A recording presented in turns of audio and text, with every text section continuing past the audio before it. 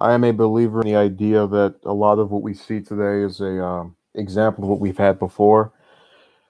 And I think that one of my pet peeves with the U.S. in general is that its education system is it's been something I oftentimes dog and go after and critique because I just don't think most of what I know that influences my positions on a spectrum of issues were the result of my education. Is it's something I think should have been but was not, unfortunately. So what do I mean by the um, the title? I guess I'll give you an example.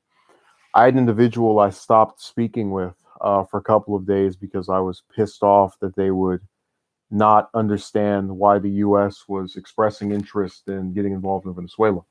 And I told them, look, no one is defending the Maduro government. No one is saying that he's great or wonderful. I'm simply stating that the U.S., when I hear its concern about the people, and I'm aware that Venezuela has all that oil, I'm reminded of the U.S. and its involvement in overthrowing Iran's democratically elected leader, Mohammad Mossadegh, in 1953.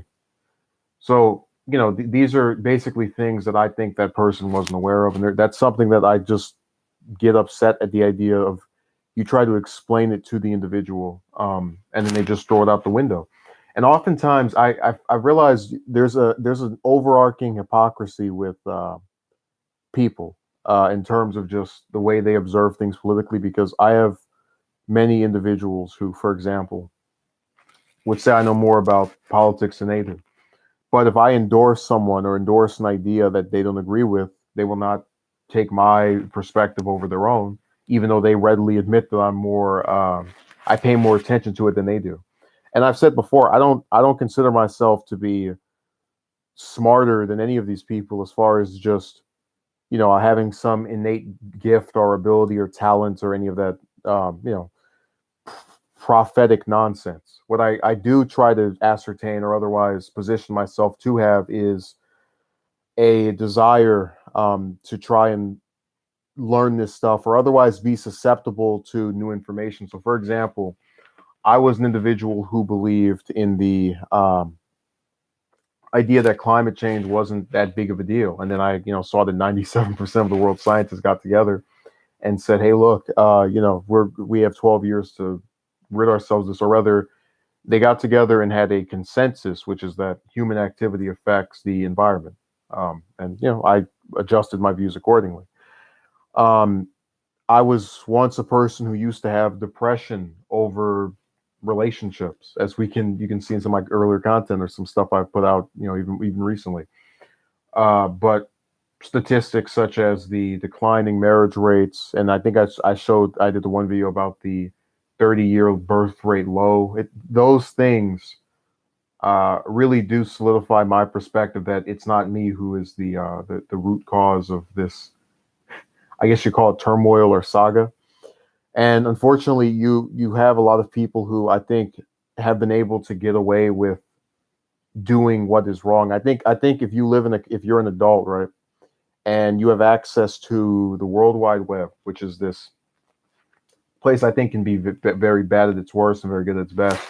But one of its uses is that since it has no filter, you can learn something that a lot of times isn't talked about on television, that might not be discussed by the people around you.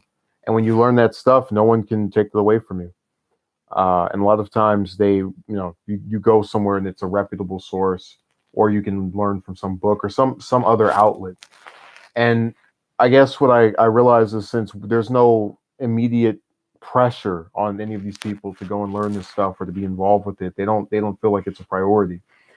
And I thought, if this were 30, 40 years ago, I would give them a bigger pass because it was harder to learn things. And I think with the advance of technology, I'd really hope that we could get a majority of people to at least attempt to venture into things that they normally wouldn't be preoccupied with just because it becomes so much easier to learn about them. But instead, we're left with a small portion of that group who's interested, and the big portion that just says whatever.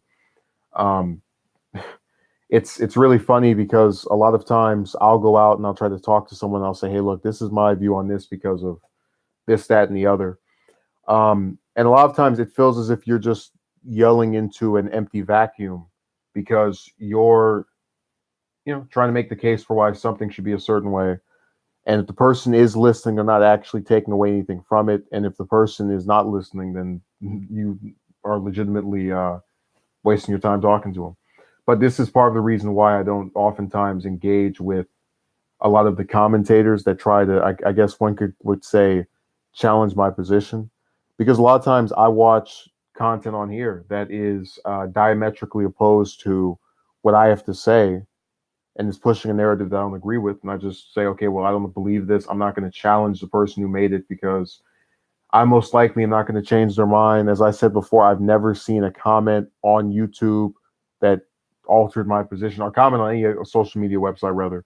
There have been videos that they go and put out a series of statistics or facts to go along with their viewer perspective, and I then adjust accordingly. But going back to what I was saying, when you have the inherent nod of continuity, suddenly things don't hold the same weight that they would if you were just someone who had no idea any of this stuff had happened before. So, for example, I oftentimes get told about how great the economy is.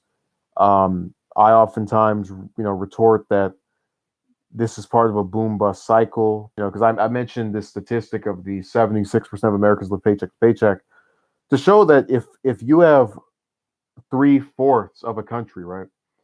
And this is not a shot at Trump, so don't even come in here with that. It was something that existed before. Where I actually have another video I'll do where I go into discussing a commentator who tried to, they reach, man. It gets to be a headache trying to talk to these people. But I bring up that statistic to demonstrate that they can gas you up with all this stuff about how good something is, but if you look at the underlying causes behind it, then there's a problem. It's just like when I get told about for the people who are savvy to the relationship stuff, oh, you can get someone because there's billions of people, one of them has to be your partner. I say, look, how many are my age? How many are on social media? How many use the internet? How many are not with someone? When you factor in and go further than just a number, it starts looking more bleak, admittedly. And you're not doing that because you want to automatically dissuade the person who's saying it, but because you've heard this before. You remember people saying this to you from the past. Um, I mentioned that we have a system where it really does feel like it's a bunch of industries that are going out of their way to attack I mean, I want you to think about this for the progressives, right? You have to put up with a bunch of war enthusiasts where you have these commentators, and I guess what pisses me off so much is that every time I see someone who's pro-war, I always say to them, look, if you're so enticed by this, go overseas and get involved. And one of them actually suggested that I do it, or another one said something about the love of their country, and I said, no, no, look, you're not going to tell me that a crappy uh, pile of land in the water that happens to be the world superpower, and yes, I am talking about the U.S., can have 27% of the homeless be veterans, right? People who went overseas, could have lost their lives, happen to come back, and then, not tell me that they actually are concerned or care about those people, or that incentivizes me to want to go over there. So your options are go get killed in this war, or come back and have what is that? A more than quarter of a chance of being homeless when you return. What fun! But again, when you're aware of what's happened before and things that are actively going on that have started before this dialogue began, you know to look past it. You know that they're spewing propaganda, and oftentimes I feel like a broken record because I get the same arguments over and over and over again, and it's me saying, look, my position stays this way because you're not presenting anything new. I mean, you're telling me I can't have single payer healthcare when other countries have implemented it, and the healthcare we have right now is flawed as all hell. Now, you can bring up the flaws with that system, but I would also say, hey, look, my point is, if what we have now doesn't work, try something different. But they don't really care to do that. Um, and I guess what is so problematic about a lot of this stuff is I still get that desire to try to give people the benefit of the doubt, and sort of attempt to not necessarily just blow someone off entirely. So, for example, um, with a lot of people who are supporters of either political party, they will quickly attack the moral character of the person that they are, you know, opposed to the political views of. I say, look, I'll have a discussion, but if it's going to be ridiculous, I'm not interested. What I mean by that is when you and I cannot just agree to disagree after laying out our reasons for feeling the way that we do, and now I'm getting these things said of what I said, even though I didn't say it. It's enough to just cut you off, or otherwise not be interested in continuing. Because I'm not new to this. I've had years of people online say something stupid, and then I'm supposed to feel bad because the person had their feelings hurt by me saying, "Hey, look, you're not going to change my mind." And that's not, an indictment on them, but it is to say, when I talked about being aware of your own insignificance, that you have to get to a point where you're comfortable enough with what you feel that the immediate second somebody else doesn't agree with it, you feel this compulsion to say something to them. It's just like me on Twitter. I see a whole bunch of people that say nasty stuff about candidates I like, issues I like, and the only reason I respond to any of them at all is just to promote my own stuff. If it weren't for that, I wouldn't go on there or look at any of their stuff. And oftentimes, if I do post something, it's usually just to position it there so that someone else may come across it and go, "Oh, I agree with that." So at least has its reason or its merit. Um, but unfortunately, we're not dealing with I guess a series of people who really choose to make sense. I don't know. It seems like everything in the U.S. now is backwards. Like I could come on here and start talking about the Vic saga, where you've got this actor accused by these other voice actors of being a molester with no evidence or no proof, and say that that's stupid on their part. And I get a lot of people who come and watch that, even though they've already seen 30 other videos about it. And if I talk about something new or something that they normally wouldn't go into, they just discard it. Um, I mean, to give you a good idea of how backwards the U.S. is, there's a show, and I came across it.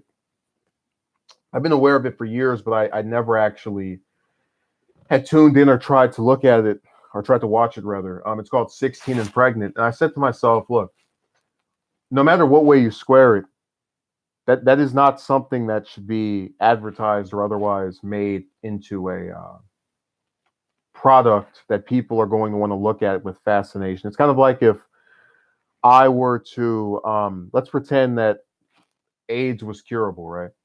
Let's pretend that happened, right? Look, that this is a disease that you can get, that, or rather that it's curable. Again, I'm doing an example, so it's curable, and most people that get it often get it when they're 30. Okay, so I go in here, I go, hey guys, I'm 21 and I've got AIDS.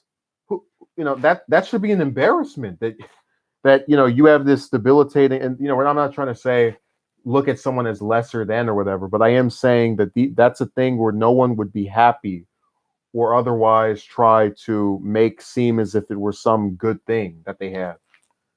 And I think when you watch this show and you look at a lot of the reception and people talk about how strong this person was for um, you know deciding to have a child that they weren't able to take care of, it really seems like an embarrassment of, oh, you performed the bodily function, let's give you high fives. Just completely backwards. But again, that's the continuity of me watching these people in real life and being told year after year by people I know, this is not something that you should aspire to be like. This is something that is a scenario that will hurt your chances of doing things, and then just see them all get praised and lionized. I mean, it's crazy to me. So I don't know. I've ranted long enough. The one person in here is not that interested, at least enough to comment. Thank you for watching. Bye.